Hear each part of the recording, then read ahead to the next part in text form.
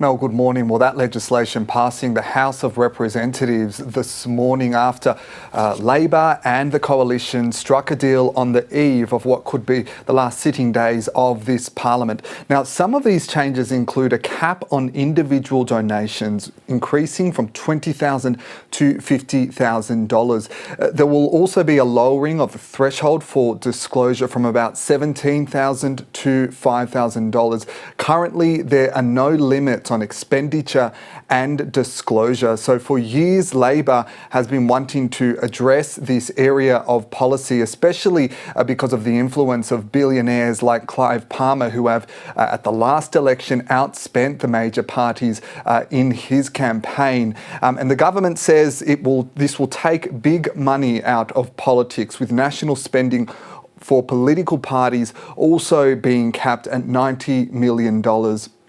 But it has drawn the ire of the crossbench and independents as well, as the Special Minister for State, Don Farrell, says this will take big money out of politics. The independents say they were sidelined from this process, and that played out in the corridor here in Parliament this morning. This legislation actually makes it easier for ordinary Australians to participate in the electoral process. There's now a cap on how much you can spend. Steve, if that's so sure, why won't you send a bill to inquiry to be assessed that it is actually democratic and fair? Because we've been engaged. We've been engaged in this process for 3 years. From the day I took office, we started the process of consultation. So, Pablo, we've seen some of the concerns there. Why is this so contentious? Obviously, one of those concerns spelled out there by Zali Steggall was that the independents say they were completely sidelined from this process. It was a last-minute deal. But they also have concerns around it influencing or it benefiting the major parties and making it more difficult for independents and minor parties to play a part in democracy. They say it is a stitch-up that will only benefit the two major parties. We also heard from ACT Senator David Pocock, who also expressed that same concern.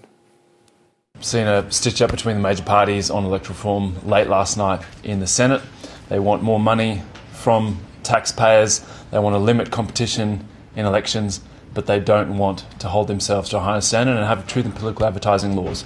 They're very happy to shelve that part of the legislation.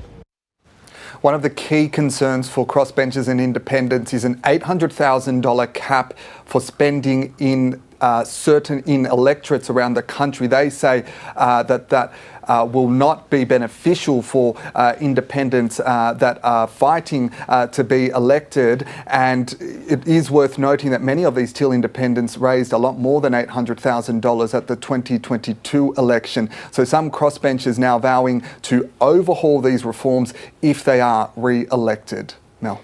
Pablo Vinales in Canberra there, thank you.